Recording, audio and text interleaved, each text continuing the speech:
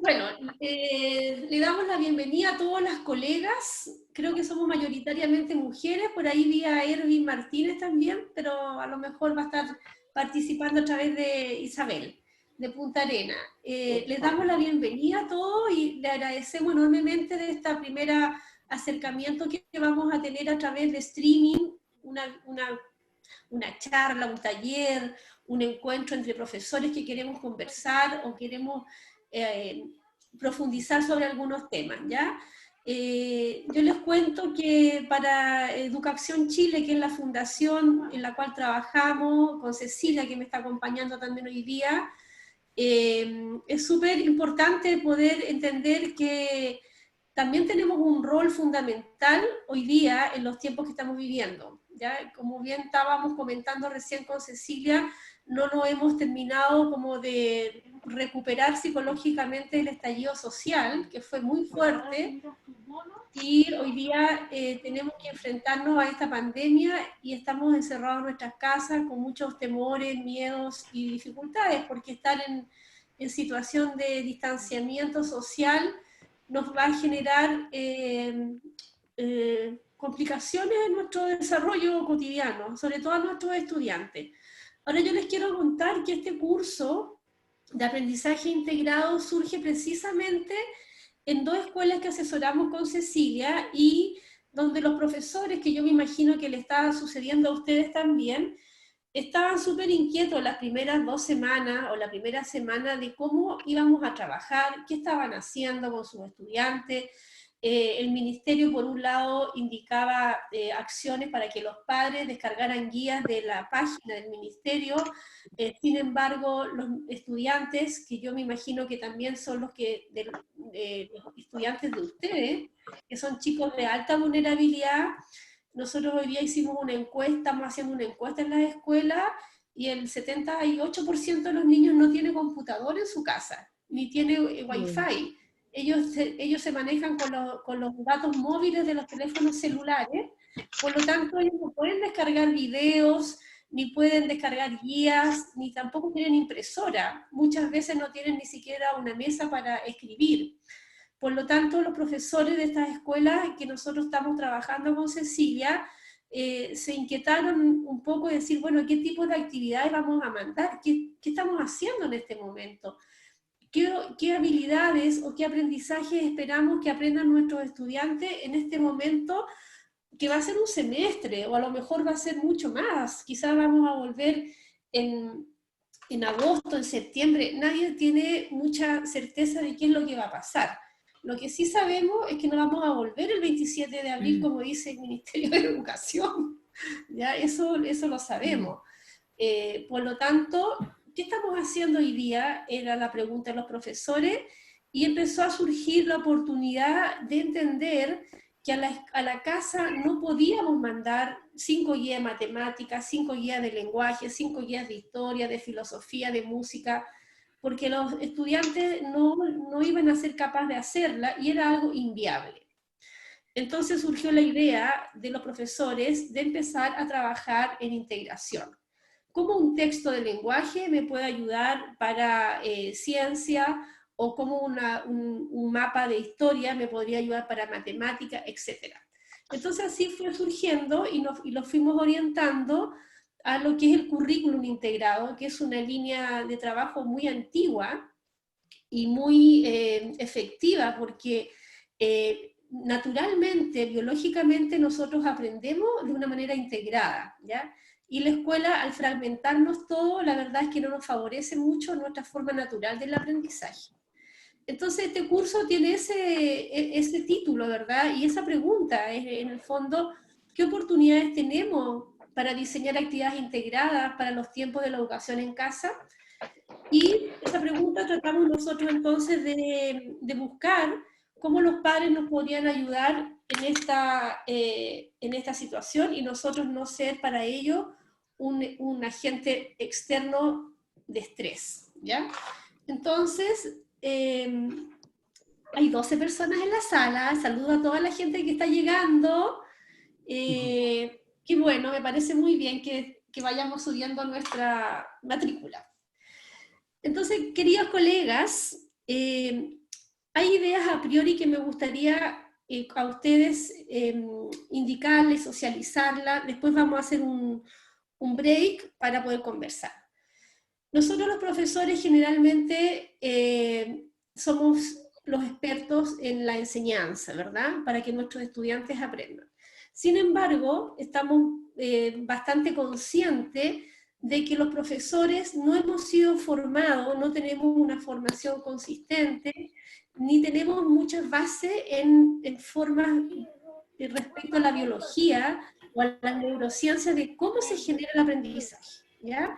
Si bien un cardiólogo experto en corazón tiene que conocer bien cómo funciona un corazón, un docente experto en aprendizaje no es necesario que entre a ver el funcionamiento orgánico del cerebro, pero sí es necesario que yo entienda ciertos procesos que permiten que exista un mejor o no un aprendizaje, ¿ya?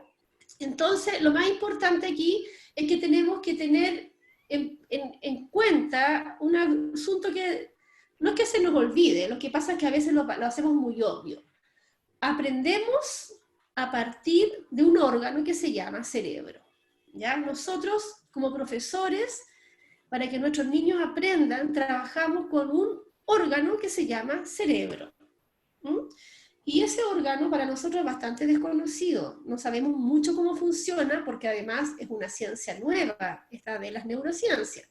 Pero nosotros tenemos que tener consciente que si yo quiero que un estudiante aprenda inglés, aprenda a coser, aprenda a hacer una nota musical o aprenda a hacer, no sé, un informe, una redacción, una ecuación, ese aprendizaje está involucrado un sistema neurobiológico cerebral, ¿ya? Por lo tanto, vamos a entender y a tener conciencia que cada vez que nosotros digamos que este niño no aprendió o sí aprendió, lo que estamos diciendo, ese cerebro de ese niño no hizo un proceso como el que yo pensaba que podía surgir como educador. Por lo tanto, la segunda pregunta es, ¿cómo está recibiendo el cerebro la información que yo le estoy entregando? ¿Ya? ¿Por qué? Porque el niño aprende o no aprende, y nosotros como adultos, como seres humanos, aprendemos a partir de la información con la que interactuamos del medio ambiente. Yo aprendo de las noticias, si me da miedo o no me da miedo, si tengo susto, aprendo de la interacción con mi familia, aprendo en interacción con mi escuela, etc. Yo aprendo en interacción con los estímulos que me permite el medio. Por eso que la segunda pregunta es, ¿cuál es el medio donde viven nuestros estudiantes? Nuestros estudiantes en general son de alta vulnerabilidad. Tenemos aquí Punta Arenas, que hemos estado trabajando también con Cecilia. Tenemos Frutillar, Antofagasta, la profesora Jocelyn, que es bienvenida, no conocemos todavía, pero estamos también en Copiapó, en Los Vilos. En general, la temática de la pobreza es más o menos la misma. Nosotros somos profesores de niños de situación de pobreza. No trabajamos con la élite, trabajamos con niños pobres. Y el medio de esos niños también tiene un tipo de interacción con ellos que hace que existan menos estimulación que en otros tipos de ambiente, ¿ya? Ahora, otro tema importante es que, uno, el cerebro es el que aprende. Dos, recibimos los estímulos del medio. Tres, nosotros aprendemos cuando somos capaces de integrar esa información, ¿ya?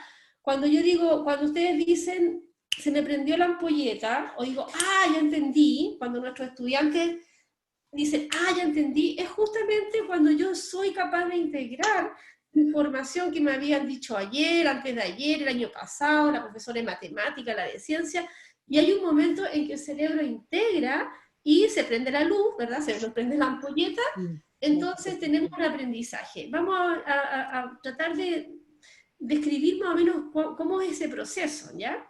Pero lo que sí tenemos que saber que cuando aprendemos algo, aprendemos de verdad, cuando hay un cambio en las estructuras cognitivas, es cuando el cerebro integra. Cuando está todo separado, el cerebro no aprende, solamente tiene datos que olvida. Y por último, volver a entender que es este cerebro donde se produce el aprendizaje, ¿ya? ¿Cómo estamos hasta ahí? ¿Bien? Sí. Sí. Bien. ¿Están Sí, ahí? bien. ¿Todavía están ahí? Ok. No se vayan, no Sí. se vayan a dormir. No, no. Pero, estimadas colegas, ¿hay algún varón? No, puras mujeres. Ya, pero nos cabe una pregunta. ¿Todo se aprende? ¿Qué es aprender? ¿Y de qué depende el aprendizaje? Ya, esta pregunta entonces también es importante si sabemos que nuestro cerebro es el órgano del aprendizaje. Todo lo que recibe el cerebro lo aprende, ¿ya? Por lo tanto, si sabemos que no todo lo aprendemos, ¿qué es aprender? ¿Y de qué depende que unos niños aprendan unas cosas o nosotros mismos, si pensamos nosotros mismos, aprendemos algo o no aprendemos algo, ¿ya? Entonces, ¿de qué depende?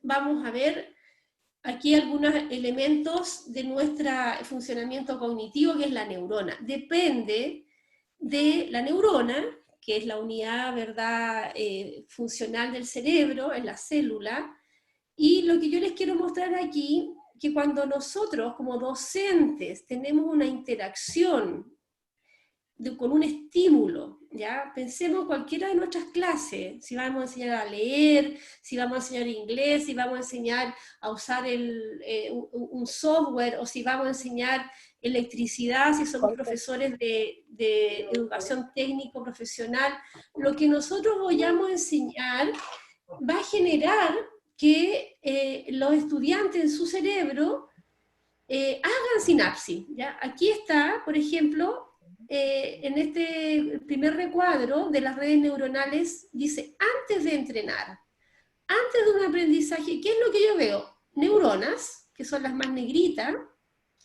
que tienen todas esas ramitas que son las dendritas, ¿ya? Y se están conectando las neuronas con las dendritas, pero poquito. Cuando vemos que han pasado 2 semanas de un entrenamiento, de una estimulación, que yo les enseño a, no sé, una canción, y le enseño la canción, 2 semanas estamos cantando, o les enseño las vocales, o les enseñé a leer, o les enseñé una ecuación, una fórmula de química, el entrenamiento, el estímulo que está dando el profesor, hace que esas sinapsis, esas redes neuronales empiecen a tener mayor cantidad de contacto y tengan mayor cantidad de dendritas. Entonces aparecen más dendritas. Si ustedes se fijan, la cantidad de neuronas son las mismas, que es la negrita más gruesa, lo que aparece son más dendritas, más conexiones, más redes. Y finalmente, después de 2 meses de aprendizaje, estímulo, aprendizaje, repetición, vamos cantando de nuevo la canción, vamos ejercitando la ecuación, vamos ejercitando la música, si tocamos piano o si estamos aprendiendo un instrumento, la ejercitación hace que entonces existan mayores cantidades de conexiones, ¿ya? Y a mayor cantidad de conexiones hay mayores redes neuronales que va a permitir entonces una mejor aprendizaje. Ahí hay aprendizaje, cuando hay un cambio estructural. Yo no aprendo cuando el profesor me dice una materia y yo a los 2 días la olvido. Ahí no pasa, no hay sinapsis, no hay cambio estructural. Chiquillos, para que las dendritas crezcan, tiene que haber un estímulo tan potente y tan repetido en el tiempo y sostenido que genera que el núcleo de la célula del neuronal libera una síntesis proteica y se producen nuevas dendritas, nacen nuevas conexiones, ¿ya?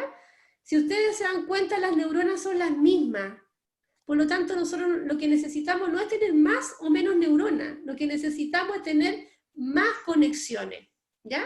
Puedo tener 2 neuronas, pero están funcionando a la perfección y no tengo problema. Pero puedo tener 20.000 neuronas que no se conectan entre sí y no va a haber aprendizaje, ¿ya? Por lo tanto, el aprendizaje que vimos recién aquí, de qué dependía el aprendizaje, depende de que existan estas conexiones neuronales, Y estas conexiones neuronales dependen de la experiencia de aprendizaje. Por eso que las educadoras de párvulo, muy bien, ellas llaman dentro del currículum experiencias de aprendizaje, porque tienen que ser experiencias realmente ricas de aprendizaje. El aprendizaje se da en nuestro cerebro, lo manifestamos con todo el cuerpo, pero es un aprendizaje que se da a este nivel de neuronal, ¿ya? Por ejemplo, aquí tenemos las redes neuronales de un niño que está recién nacido. Si ustedes se fijan, todas las redes están separadas, las neuronas están separadas. Ese niño no tiene estimulación. Si ese niño es abandonado, es dejado que llore en la cama, no es acariciado, no es amado, porque aquí la parte afectiva es súper importante, esas redes neuronales nunca se van a encontrar con otras, nunca se van a hacer sinapsis, ¿ya? Y puede ser niño con alta deprivación, por eso que los niños deprivados de estimulación tienen pobreza en sus redes neuronales. Sin embargo, acá al lado, un niño de 7 años, las mismas neuronas se empezaron a contactar. Los niños son como esponjitas en esta edad, los 7 años, ¿verdad? Todo lo aprenden porque todos los que están captando están llenos de conexiones, ¿ya? Y a los 15 años perdemos algunas conexiones, a la poda sináptica se llama, porque no necesitamos tanta neurona, si lo que necesitamos son buenas conexiones, ¿ya?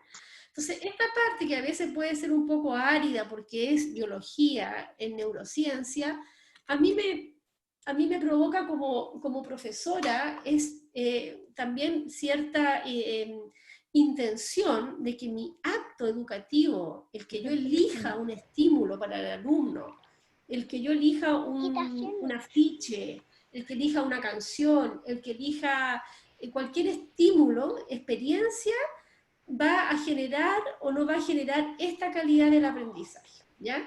Por lo tanto, colega, aquí la neurona, que tenemos una neurona normal y una con estimulación, si vemos que está mucho más ramificada, ¿verdad? Podemos decir que lo que tenemos nosotros con nuestros niños es un capital neural. Nosotros tenemos niños, y nosotros que trabajamos en escuelas de alta pobreza, podemos darnos cuenta las experiencias que tienen los niños muchas veces en sus casas, a veces no hay mucho afecto, a veces hay maltrato. Hoy día estamos hablando de que en cuarentena pueden estar ellos también pasando situaciones de riesgo, porque pueden estar con factores de violencia dentro de sus casas.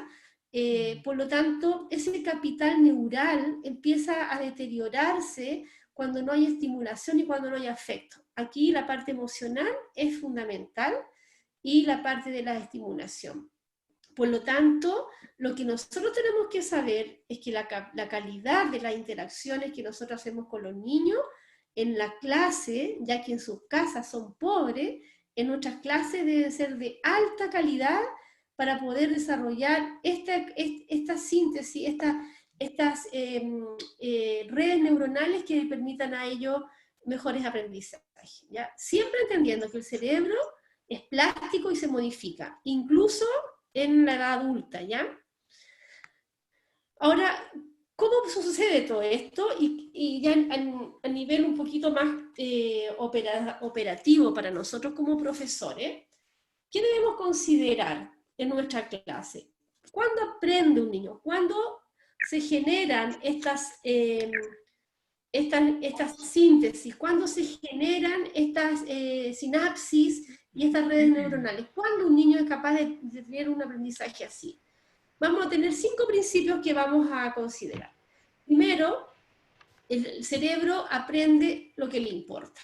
¿Ya? Esto lo hemos visto con varios profesores que están aquí hoy día presentes, lo hemos repetido varias veces, ha sido para ustedes también, yo me imagino que se recuerdan algunos por ahí.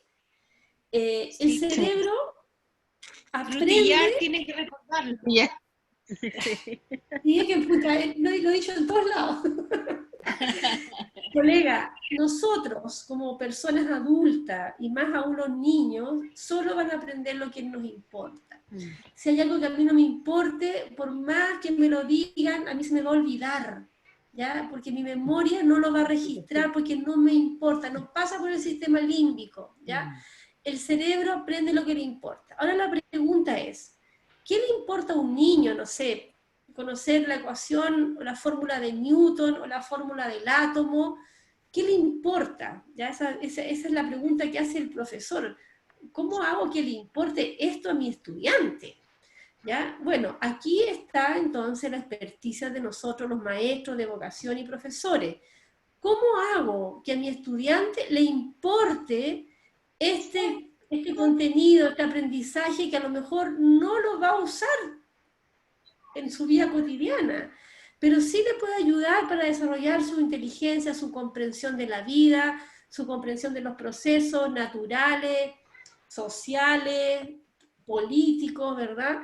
Porque lo que yo necesito es tener un niño con un desarrollo cognitivo, con un pensamiento, no con una memorización de contenido, ¿ya? Ahora, cuando un profesor de historia, por ejemplo, es apasionado, tiene las ganas, se transmite eso, ¿ya? Lo transmite y entonces hace que sus estudiantes sí me importen. Hay muchos profesores que a nosotros nos marcaron, no sé, un profe de biología que te marcó porque estaba tan apasionado por enseñarte la biología que tú abriste los ojos y sí te interesó el tema, o un profesor que te apasionó por la música o por el deporte. Entonces tenemos que entender que los profesores somos una gente que para este primer principio de la importancia es fundamental. Que si yo llego a desarrollar un tema curricular con mi estudiante que para mí como profesora no me importa, lo más probable es que al alumno tampoco le importe. ¿Ya? Segundo principio, el cerebro aprende lo que puede asociar. Eso también lo hemos dicho muchas veces. Si yo no tengo dónde asociar o de relacionar lo que me están diciendo del átomo, de la guerra mundial o de no sé qué proceso, si no tengo cómo relacionar ese nuevo aprendizaje, esa nueva información, lo más probable es que yo la pierda. Entonces, aquí cuando tenemos esta neurona en un proceso de aprendizaje, esta neurona primera que estaba solita con poquitas sinapsis, con poquitas redes neuronales, fue creciendo su red porque fue asociando, fue relacionando. Ah, esto era lo mismo, las cosas van entonces juntándose y generando estas conexiones, ¿ya? Entonces es súper importante, y esto lo hemos visto siempre en el marco de la buena enseñanza, en el portafolio, la motivación en primer lugar y luego los aprendizajes previos. Mientras yo más pueda relacionar mi materia a la vida de los niños, a lo que ya saben, en este momento yo trato de relacionarla a sus experiencias como profesores, mejor voy a poder tener un mejor aprendizaje, ¿ya? El tercer principio es que el cerebro va a aprender mejor y va a mantener el aprendizaje cuando involucra la parte motora. ¿Qué quiere decir esto? Quiere decir, ay, se me fue la diapositiva. Quiere decir, y aquí cometemos el gran error los profesores, yo veo ahí, hay una profesora, ¿quién es? Está anotando. ¿Alguien de ustedes está anotando? La Paula, de estudiar. Paula, ¿tú estás anotando? Yo sí. ¿Chávez estás anotando? Ya. Sí, algunas cosas. Mira, nosotros muchas veces le decimos a los niños, no sé si ustedes lo han escuchado, niños, no anoten nada. No anoten, miren todos para acá, ¿ya? Y queremos que no anoten. Graso error. El cerebro necesita hacer la eferencia motora, que es la salida de la información, ojalá motoramente, que eso es escribir. Ya no es necesariamente motor, es saltar o hacer algo con el cuerpo, pero escribir. Cuando el estudiante es capaz de tomar apunte del profesor o hacer un mono de lo que está diciendo el profesor o escribir un esquema, es porque está organizando toda la información y es capaz de involucrar la parte motora. Por lo tanto, cuando ustedes hagan sus clases, no le digan no le lleven todo a los niños, primero que nada, hagan lo que escriban, hagan una idea, ya. Entonces, por ejemplo, en este caso, ¿cuáles serían los 3 principios que hemos visto? Escribámoslo. El primero es lo que me importa, el segundo lo que asocio y el tercero lo motor. Si yo lo voy escribiendo, voy a tener mejor capacidad de que mi cerebro haga estas redes neuronales. Esto, aquí estamos hablando, ¿ya? En estas redes. Cuarto principio, el cerebro aprende lo que es capaz de explicar, ¿ya? Que ese también es una situación súper importante. Nosotros en nuestras clases tenemos que sacar nuestro protagonismo de hablar nosotros, de explicar el 80% de la clase al profesor y los estudiantes están en silencio, ¿ya? Hoy día sabemos que el cerebro aprende cuando el estudiante verbaliza, explica. En este momento no podemos estar todas o todos explicando porque estamos en una videoconferencia, pero qué importante sería que todos ustedes yo les pudiera decir, ya repíteme los cuatro principios y explícamelo de tu manera. Porque al pedirles este ejercicio, que ustedes lo digan, lo verbalicen y lo expliquen, lo que estoy haciendo es justamente reforzando estas redes, ¿ya? Porque te obligo a hacer esta sinapsis. El primer principio era que no, lo que me importa, el segundo lo que asocio, el tercero lo motor, el cuarto lo organizo. Obligo a que hagan esta sinapsis, ¿ya? Entonces es súper importante que ustedes consideren el momento de participación de los estudiantes. Y el quinto principio es que el cerebro aprende cuando integra, ¿ya? Ya, entonces esto es esto. Cuando se me prende la ampolleta es cuando yo he sido capaz de integrar muchos elementos de los que me dijo mi profesor o de los que me he ido aprendiendo. Disculpen, es que se me abrió la ventana. ¿Ya? Entonces, colega, aquí están los 5 principios, ¿ya? Aquí están los 5 principios que nos hacen entender que si yo en mi clase, en mi guía que estoy mandando a la casa, o en las clases que voy a hacer cuando regresen los niños, considero de alguna manera estos principios, voy a poder mejorar esta red neuronal. Llamar a tu papá, te voy a buscar a ti. Ven acá. Mira la Dora la exploradora. Dora la exploradora. Quiero que me digan. Sí, voy a Vamos a decir a la colega, disculpe, que silencie su micrófono, por favor. Vaya, por favor, mirar la Dora la exploradora. Mira, vamos a hacer lo siguiente. Yo les voy a apagar los micrófonos y les voy a... Mejor. Y el que desea, me gustaría que pudiésemos pensar un poquito en estas ideas que acabamos de hacer. Ahora, la pregunta es que ¿dónde apago los micrófonos? Parece que están ahí. Ya. ¿Alguien quiere levantar la manito? Toma. Toma. Deja trabajar, por favor. Toma ya el computador. Levanté la mano, ¿se ve? No te veo. ¿Dónde está Ceci?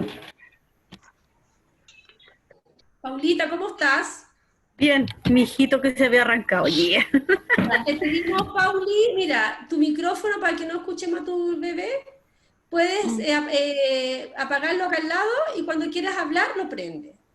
Ya, Lorena, cuéntanos, ¿qué quieres decirnos de todos estos principios?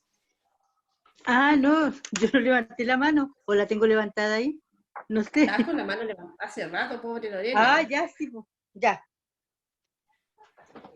Bueno, estaba meditando en lo que he estado haciendo, por ejemplo, con respecto a las guías que he enviado. ¿Te escuchas? Ya.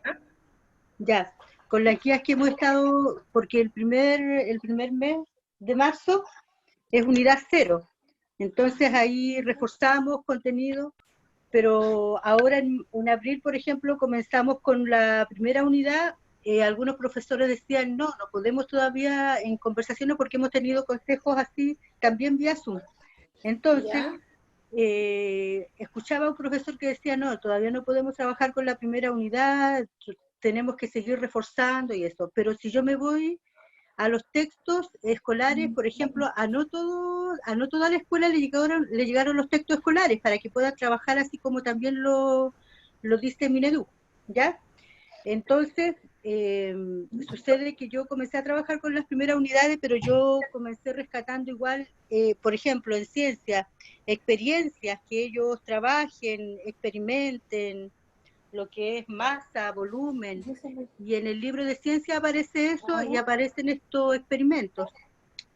Entonces, estos experimentos no están tal cual como dice el libro, porque hay que trabajar en compañía y hacer otras cosas más. Y estaba asociando todo esto de los principios, pues.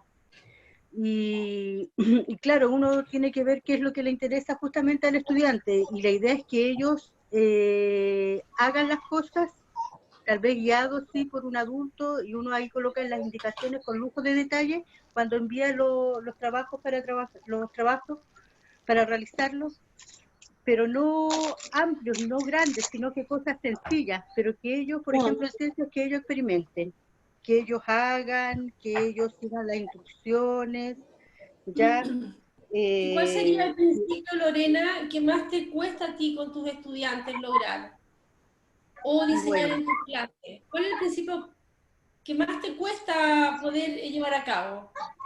Yo creo que a la hora, cuando uno comienza, ¿qué es lo que le importa al estudiante? En la parte de diseño. ¿El interés, la motivación? Por ejemplo, en este caso sería... motivación, el interés. Sí, lo que le importa, porque como conociéndolo a mis estudiantes, claro, todos tienen diferentes gustos, pero a la hora de cómo hago que a todos les encante eso, que a todos les guste y eso. Yo creo ¿Alguien más quiere dar un comentario? Lorena, gracias. Vamos a ver si otra persona también quiere participar. Estos principios, ¿cómo lo ven ustedes en sus prácticas? ¿Cuán viables son, verdad, de poder nosotros generar aprendizaje de calidad a nuestros estudiantes? Porque lo que tenemos que entender que el aprendizaje requiere también de un nivel cognitivo. O sea, los niños cuando aprenden no es cuando se memorizan una cosa. El niño cuando aprende es cuando el niño es capaz de darse cuenta y comprender las cosas en profundidad. Hay toda una línea de aprendizaje profundo que nos indica generalmente que, por ejemplo, nuestros niños, en general, los niños de las escuelas más vulnerables, son niños que tienen un aprendizaje profundo, ellos tienen un aprendizaje superficial, que lo olvidan rápidamente y que no son capaces ellos de elaborar nuevas formas de aprendizaje de manera autónoma, no se benefician del aprendizaje. Generalmente tienen información. No sé si alguien más quiere decir algo, chicas. Claudia, a mí me gustaría, ¿me escuchan? ¿Sí? Que a mí me parece que en definitiva, justamente a propósito de una conversación que tuve con mi hijo adolescente, que tiene 15 años y obviamente no quiere participar de las actividades que le plantean con las guías y eso. Y yo también repensando cómo motivar, yo tengo estudiantes de tercero y cuarto medio en filosofía, que no es una asignatura que sea como dentro del currículum que les llame más la atención por el tema PSU y eso, es que cómo significas tú y qué es lo que enseñas, y que además en este nuevo contexto vamos a tener que hacer una adecuación del currículum, vamos a tener que pensarlo de manera distinta, y además que nos va a servir porque yo creo que hace tiempo que se tiene que pensar el currículum, no de los contenidos, sino de las habilidades.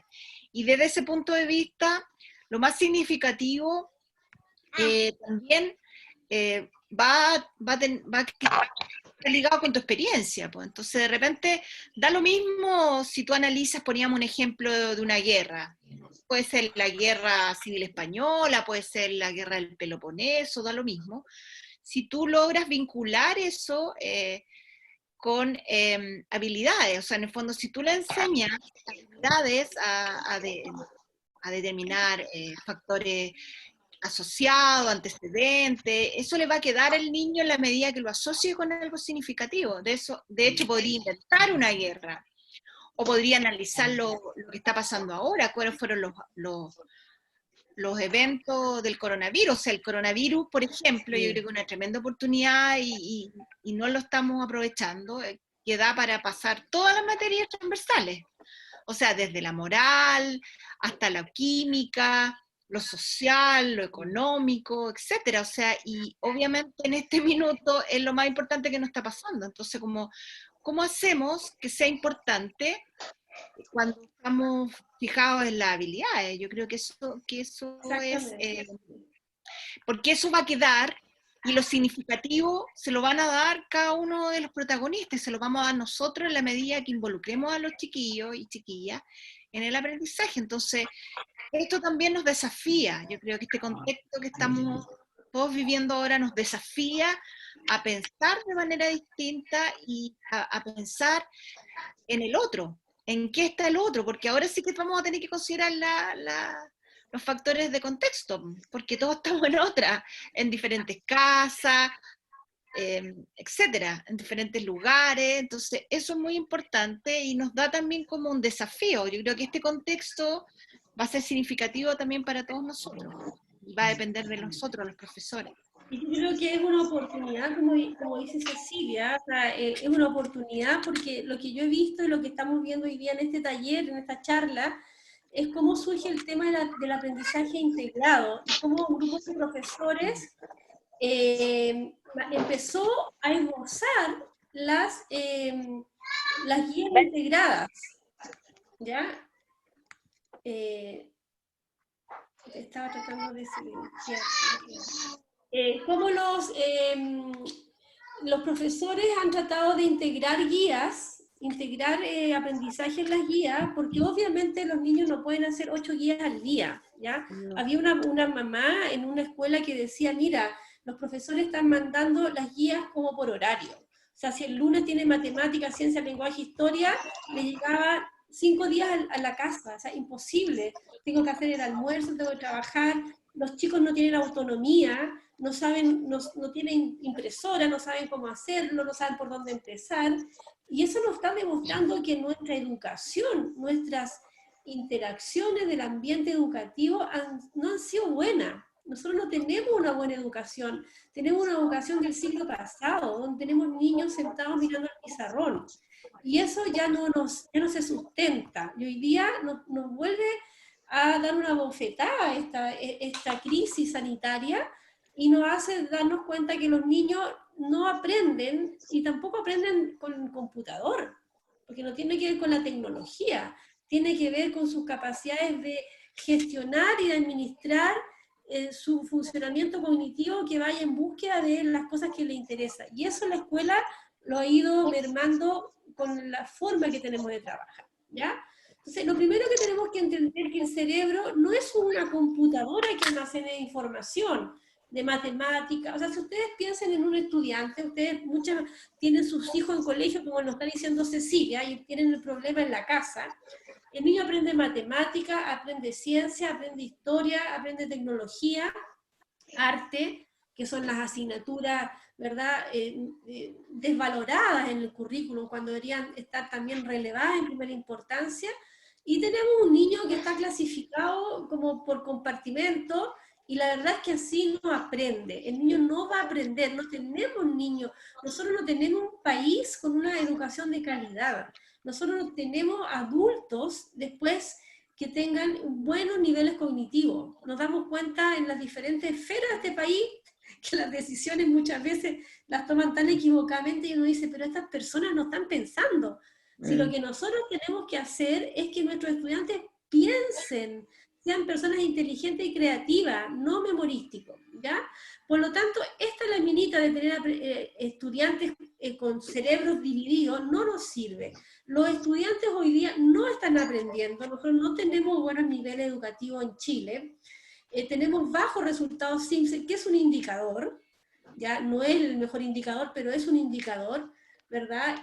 Los estudiantes desarrollan muy poco las habilidades, que es lo que decía Cecilia, porque estamos centrados en el contenido. Los profesores dicen entre sí en los consejos o en los pasillos cuando estamos en la escuela, es común de escuchar que decirle, oye, ¿en qué contenido estás trabajando? ¿Qué te están pasando? ¿Ya? Y los profesores nombran los contenidos, pero nunca preguntamos, Cecilia, ¿qué habilidades estás trabajando con tus estudiantes? Las habilidades no las enseñamos, las habilidades no las enfatizamos, y como no las enseñamos, no tenemos entonces redes neuronales, porque las redes neuronales se generan cuando tenemos realmente una enseñanza aplicada a algo concreto y tenemos una enseñanza significativa, y eso se consigue con las habilidades, ¿ya? Por lo tanto, hoy trabajamos de manera muy fragmentada, y la verdad es que tenemos habilidades en arte, habilidades en ciencia, habilidades en lenguaje, en música, etc. Todas las habilidades que tenemos las podríamos juntar. Por eso que la reflexión de hoy día es qué tipo de guía podríamos hacer para nuestros estudiantes, cómo podríamos generar este aprendizaje integrado. Esto, colegas, no nos sirve la segmentación. Sigamos revisando. Por ejemplo, yo les quiero mostrar aquí que cuando nosotros leemos, solo el acto de leer requiere una estimulación de neuronas en distintas partes de nuestro cerebro. Se activan distintas modalidades y distintos sectores cerebrales que requieren estar presentes para que nosotros leamos comprensivamente, ¿ya? Por ejemplo, toda la parte visual, obviamente yo la tengo que activar, pero no es solamente la parte visual, tengo que activar también toda la parte comprensiva. Todo mi lóbulo temporal, que este de acá, auditivo, temporal, visual, van integrando los estímulos para yo poder tener una lectura comprensiva. Si yo me quedo con la decodificación, con la velocidad lectora, no sé qué cosa, puedo mejorar a lo mejor la discriminación visual, pero el niño no entiende lo que lee. Cuando yo tengo un aprendizaje vivaz, real, lo que sucede es que el cerebro actúa en su conjunto, ¿ya? Cuando tú estás aprendiendo inglés, a pintar una poesía o lo que sea, mientras más integrado actives tus zonas cerebrales, mejor va a ser ese aprendizaje. Por eso que el DUA dice, estimula de distintas maneras el aprendizaje, ¿ya? No puedo apagar el micrófono, no sé por qué no puedo apagar el micrófono de ustedes. Por si alguien pudiese... No.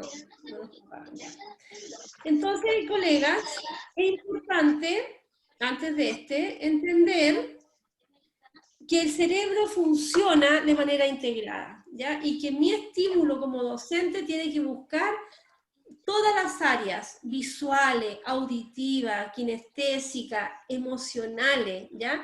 Fíjense que en este cerebrito que está acá prendido, aquí adentro, todo lo que necesita, son las redes neuronales que se conectan, y aquí está todo el sistema límbico. Cuando yo necesito aprender algo, cuando yo aprendo algo, lo primero que se estimula es esta zona del cerebro, porque se estimula la motivación, el deseo, ¿ya? Aquí entonces genera el deseo y luego yo activo las otras zonas cerebrales para poder aprender. Por eso que el aprendizaje está tan ligado a lo emocional, ¿ya? Por lo tanto, esta forma de aprender integradamente se nos contradice, sin embargo, ¿verdad? Se nos contradice con lo que sucede en la escuela. ¿Qué sucede en la escuela? Que vamos en nuestros carriles curriculares separados, ¿verdad? Entonces un niño de quinto básico tiene educación física, tiene arte, tiene matemática, tiene lenguaje, y el niño como que va guardando información separada que nunca la puede juntar y nunca se puede favorecer de esa aprendizaje, ¿ya? Por ejemplo, yo les quiero mostrar aquí un panel que yo se los voy a mandar ahora cuando terminemos la charla. Les voy a pedir que me manden un correo para mandarles los paneles y este PowerPoint de este curso, ¿ya? Los paneles de aprendizaje nosotros en la consultora, ¿qué fue lo que hicimos? Por ejemplo, este es de quinto básico, de la primera unidad, que es esta unidad que empieza en marzo y termina en mayo, ¿ya? Alguna profesora dijo la unidad 0.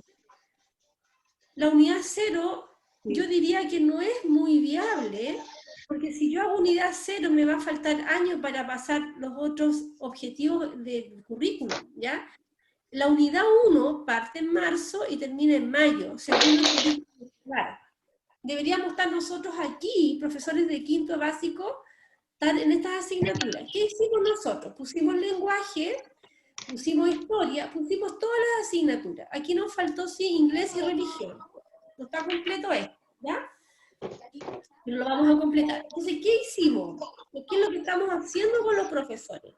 ¿De qué manera yo podría revisar en este panorama de contenidos, no de habilidades, de contenidos, cómo podría yo integrar una actividad? ¿Cómo podría yo diseñar una experiencia de aprendizaje que me estimule todas estas redes neuronales, que sea significativa, que se relacione con aprendizajes previos, que involucre lo motor, que verbalicen, etcétera, indicando los 5 principios?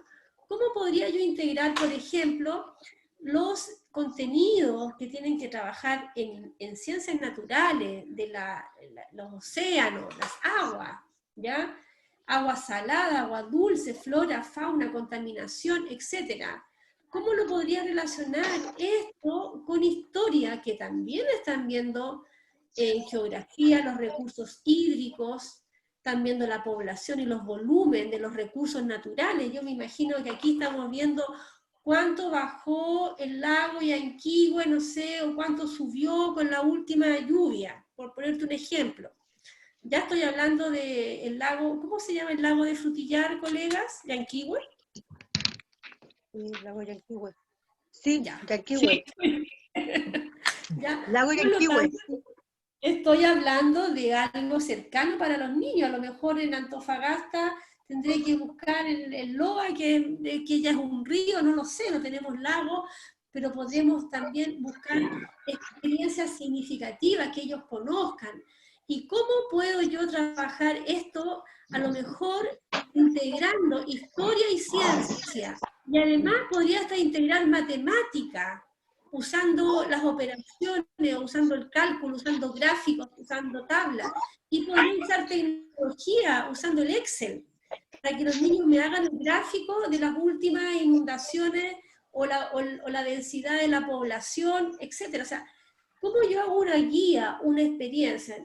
Vamos a hablar de guía, pero la verdad es que tiene que ser una experiencia, una situación de aprendizaje que haga que el niño averigüe o le damos la información sobre la conformación de los ríos, de los lagos de su comuna o de su región, a la vez pueda leer textos informativos, a la vez pueda usar el Excel, a la vez pueda utilizar las artes visuales para representar los paisajes, la naturaleza, los colores, la forma, en orientación, que también podríamos a lo mejor revisar las características positivas de sí mismo frente a cómo cuidamos el medio ambiente. En esta panel de integración, lo que nosotros queremos es que los profesores, en colaboración, ¿verdad? Porque no puedo ser yo solo la profe de lenguaje, sino que a lo mejor voy a tener que buscar otro profesor, al menos un profesor más, para poder generar alguna actividad o una experiencia de matemática con educación física. ¿Por qué el profesor de educación física, cuando trabaja en todo esto, intensidad de los ejercicios, y los niños se toman el pulso, y se toman el ritmo cardíaco, etcétera, o se toman las palpitaciones, ¿por qué no lo podrían eso graficar? Y me beneficia también las matemáticas, por ejemplo, ¿ya? O las ciencias, el lenguaje y el arte. Entonces, estos paneles, nosotros los tenemos de primero a octavo básico, yo se los quiero mandar como regalito, pero les va a permitir a ustedes también poder ver de qué manera en estos tiempos de clase en casa podríamos nosotros mandar una actividad integrada, una actividad que no solamente sea de lenguaje o de matemáticas, sino que me abarque otras asignaturas que pueden ser también útiles en la calificación, el monitoreo de los aprendizajes, de la habilidad, etcétera, a otros profesores. Pero ¿qué sucede cuando nosotros tenemos que hacer esta opción de trabajo? Sucede, primero, que es un desafío para los profesores, ¿ya? Es un desafío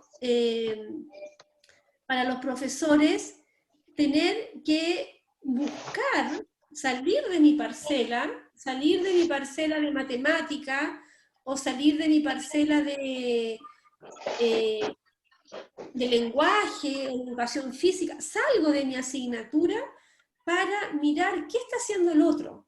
Aquí miro, ¿qué está haciendo? Si yo soy la profe de educación física, que sin duda los chiquillos están siempre motivados con la clase de educación física, ¿verdad? Pero si yo soy la profe de educación física, puedo mirar, oye, ¿qué están haciendo en lenguaje, en historia? Puedo mirar para ver cómo puedo potenciar esas redes neuronales, sean más fuertes, ¿verdad?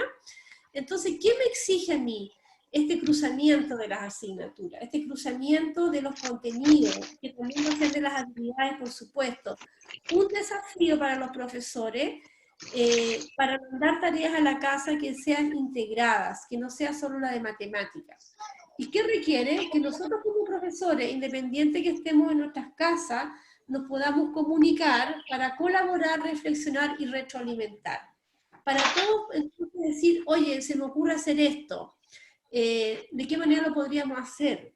En la escuela que nosotros estamos asesorando, hemos visto cómo los profesores incluso han avanzado mucho con las tecnologías. Hoy día se comparten los por Drive, los van completando, porque la verdad es que la necesidad de colaborar, ¿no?, nos ha hecho también tener una visión también positiva de lo que está pasando hoy día. Y a diferencia de que si cada una de nosotros seguimos por nuestra asignatura, yo voy con religión para acá, con inglés para allá, con educación física, y cada uno de nosotros hacemos nuestro trabajo, lo más probable es que vamos a tener siempre a lo mejor una linda evaluación docente, un portafolio, y siempre vamos a estar más débiles en la parte de la colaboración, del trabajo colaborativo, pero lo más probable es que si vamos cada cual por nuestro lado, para los estudiantes el aprendizaje va a ser más difícil, las redes neuronales van a ser mucho más débiles, las habilidades no se van a ejercitar y vamos a tener un aprendizaje reducido solamente a algunos contenidos memorísticos que lo más probable es que se nos vayan a olvidar durante el tiempo, ¿ya? Entonces, queridos colegas, la invitación y la charla de hoy día y la apertura de este espacio, que no es fácil porque sepan ustedes que yo estoy hablando aquí con mi computador, no las veo a ustedes, igual me siento como extraña, a lo mejor ustedes se fueron todos y no hay nadie aquí, estoy hablando sola. No, nosotros la vemos, sí la vemos. Acá estamos. Aquí estamos, sí. Atentos, escuchando. Pero estamos todos experimentando estos espacios de aprendizaje, ¿ya? Lo importante es que hoy día como educadores también podemos pensar en nuestra casa, que sin duda estamos con una carga de trabajo distinta. Yo no digo que tengamos menos trabajo, quizás estamos más estresados en la casa porque está la familia, están los niños, estamos también Sí, un poco... es difícil. Ya llevamos, voy para la tercera semana en cuarentena y no es fácil, entonces cuando hay niños, los niños quieren salir, etcétera, pero también démonos mucho tiempo para reflexionar sobre nuestros retos profesores. El trabajar integrados con nuestros colegas, en este momento podemos tomarlo como una oportunidad. Revisen sus paneles de integración que yo se los voy a mandar, revisen de qué manera podríamos salir de la asignatura que yo hago y mirar a otra asignatura entendiendo estos 5 principios del aprendizaje del cerebro, ¿ya? Porque ¿qué educadores deseamos ser al regreso a nuestras aulas?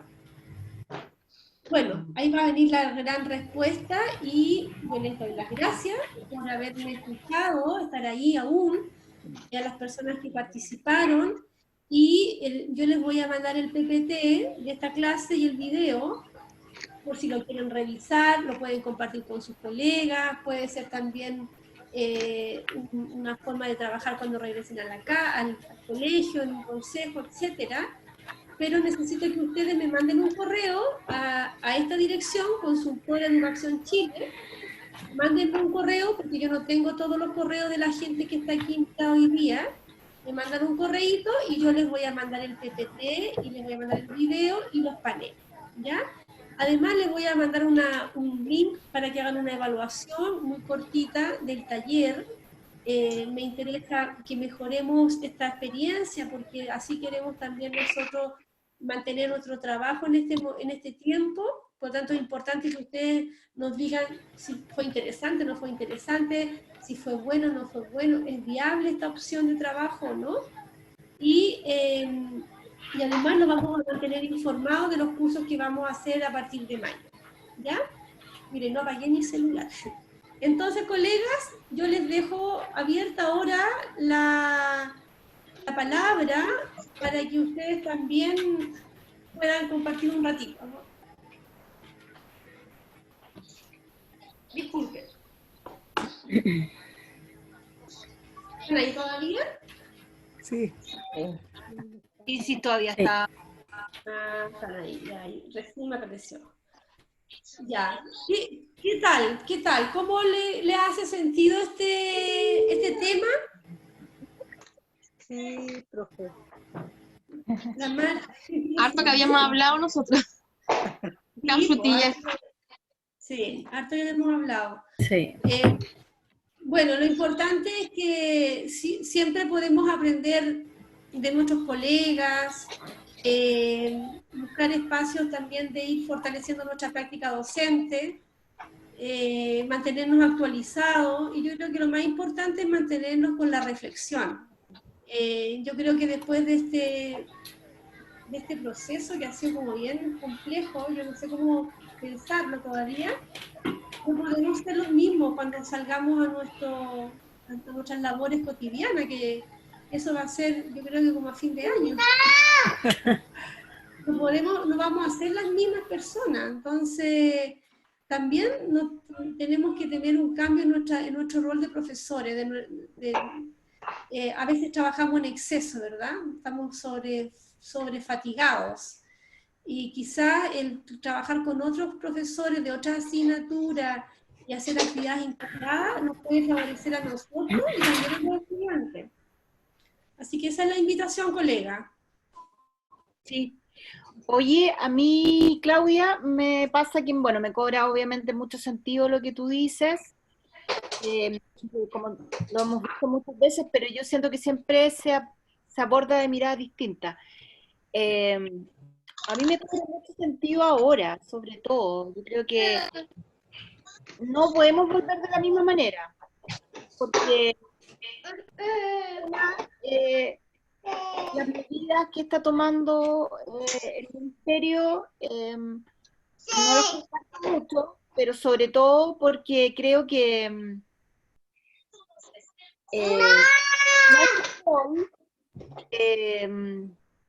ha sido revalorado. O sea, yo creo que a pesar de todo, el que todo se aprende por internet y que los niños trabajen solos, yo no sé qué vas al colegio, parece que no es tan así, pues. Porque parece que nos necesitan, que los profesores hacemos algo, porque muchos padres o el sistema, no sé qué hacen los profesores, parece que hacemos algo más que entregar contenido. Y obviamente, sí, pues hacemos vínculos, hacemos contención, regaloneamos, a veces maltratamos también.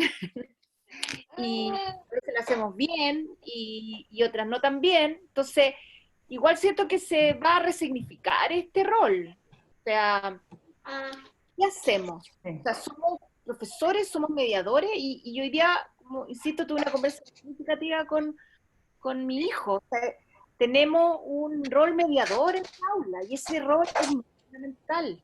O sea, no, la información va a estar siempre en internet, pero ¿quién te va a decir cómo? ¿Qué? ¿Quién te va a hacer repetirlo? ¿Quién le va a entregar significado?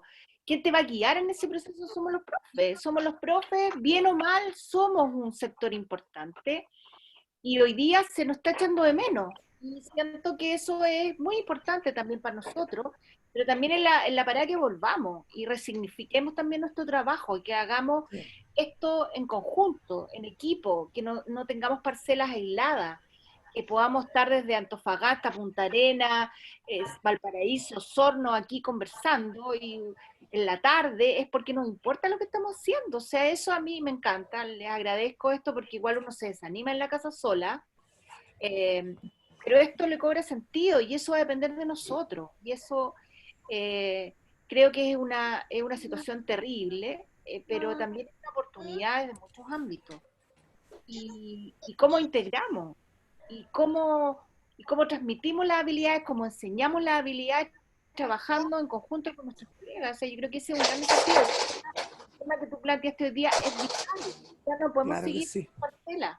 No podemos seguir en parcelas trabajando. No tiene sentido, además. Porque la afectividad es tan importante, tan importante. O sea, los chiquillos van a recordar toda la vida que les pasó en este momento. Todos nosotros. Y eso tiene que ver cómo lo vivas también.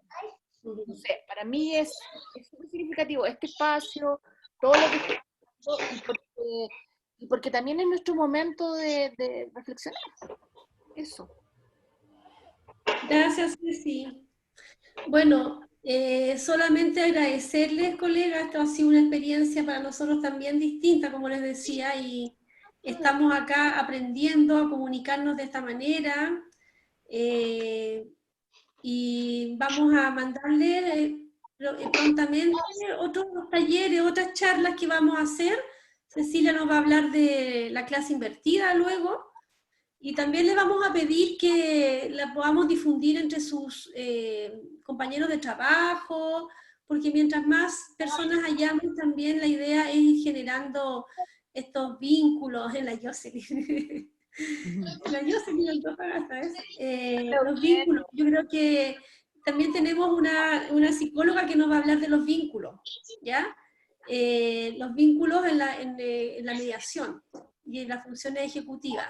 Entonces vamos a ver distintos temas en estas vacaciones para que no estemos, para que salgamos un poco de la rutina. Yo les mando un abrazo y a nombre de Educación Chile, que aún no hemos muerto, estamos acá.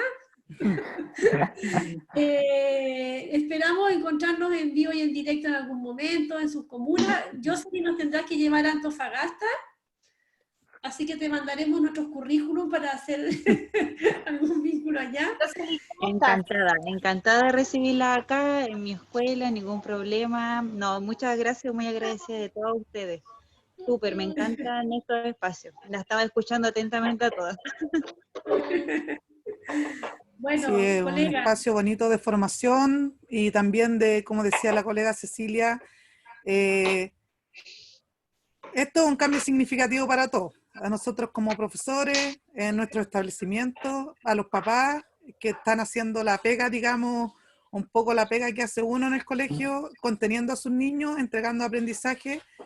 Ha sido súper oportuno poder escuchar cómo nuestra pega ha tomado sentido, cómo nuestro trabajo se dan cuenta la sociedad que somos la base, que así como los médicos también tienen su nicho, digamos, nosotros también, la sociedad necesita de nosotros y somos un aporte fundamental porque ya ahora los papás se vuelven un poco locos con los niños tantos días en la casa, no saben qué hacer, se llenan de guías. En mi caso yo soy educadora de párvulo y he tratado de que todo lo que se mande para la casa no sean guías, sean actividades así como las que estamos ahora viéndonos, poder hablar un poco con los niños, mandar algunas grabaciones de algunos cuentos, tratar de hacer, no sé, matemática a través de, o ciencia a través de experimentos, plasticina casera, en fin, hacer pan, ver como diferentes técnicas, porque en realidad tampoco podemos llenar a nuestros niños.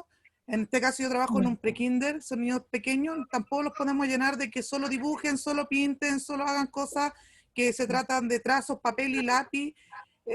Siento que es súper importante dar y destacar eso, la mediación que hacemos nosotros efectiva entre nosotros y el aprendizaje que tiene el niño.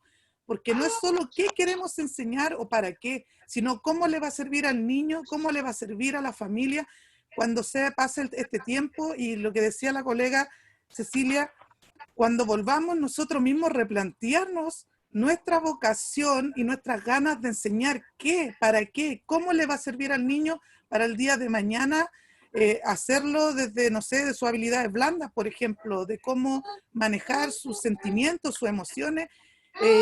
Yo he tratado de, como les decía, tratar de hacer cosas súper simples. Les mando algunos Word a los papás con algunos ejercicios súper simples para que hagan con sus niños en la casa, para también pidiéndoles que tengan no más de 15 a 20 minutos, que se puedan sentar con su hijo y que sean momentos de calidad. Yo creo que eso también a los papás les ha servido mucho para acercarse a sus hijos. Yo recibo todos los días, yo habilité un WhatsApp de un teléfono antiguo que tenía, donde los papás me están mandando fotos, yo me comunico con ellos, estoy escuchando audio de los niños que se sienten felices. Y a veces, muchas veces, nosotros ni siquiera hemos considerado a estos niños dentro del aula porque forman parte de un montón. Y ahora nos damos cuenta que somos imprescindibles para ese pequeño niño o para ese montón. Cada uno forma un mundo, y de verdad que cuando volvamos a reconsiderar la educación desde nuestro aporte a la sociedad. Eso sería lo que les quería comentar, bien, colegas. sí, sí, muchas gracias.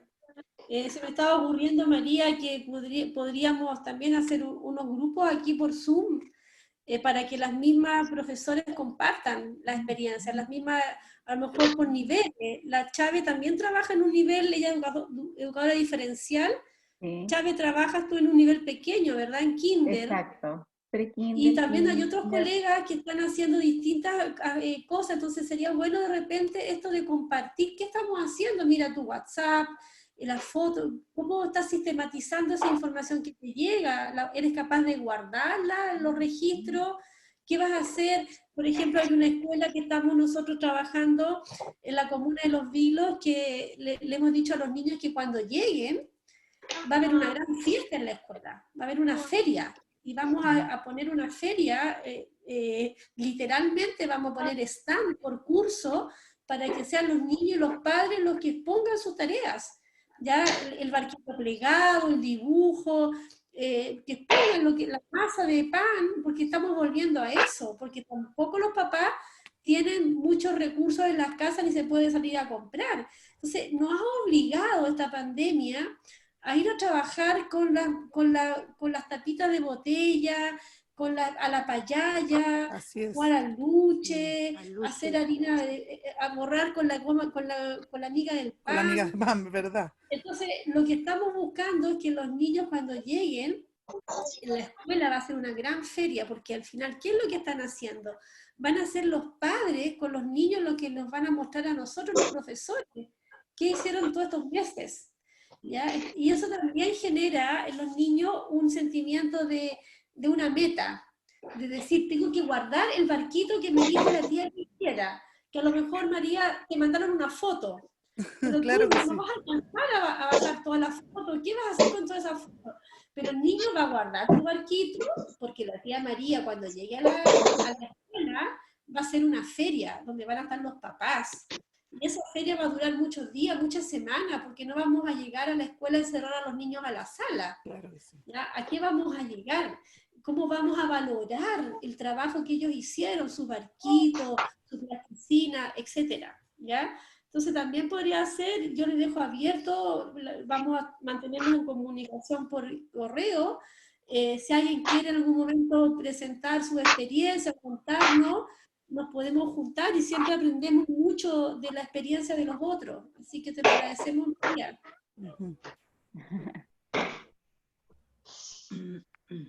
Bueno, colega, es la hora del tecito. Vamos a ir a Y ahora tomar ya el nos acostumbramos a tecito. tomar té, estamos como los ingleses. Sí, les mandamos un gran abrazo. Muchas gracias por haber participado y que estén bien. Adiós. Muchas Gracias, gracias. profe. Hasta luego. Gracias. Chao, Chao. colega, todas. Suerte, Año. suerte Que a todos. tengan lindas Chao. vacaciones. Bien, Chao, saludos. chao. Sí.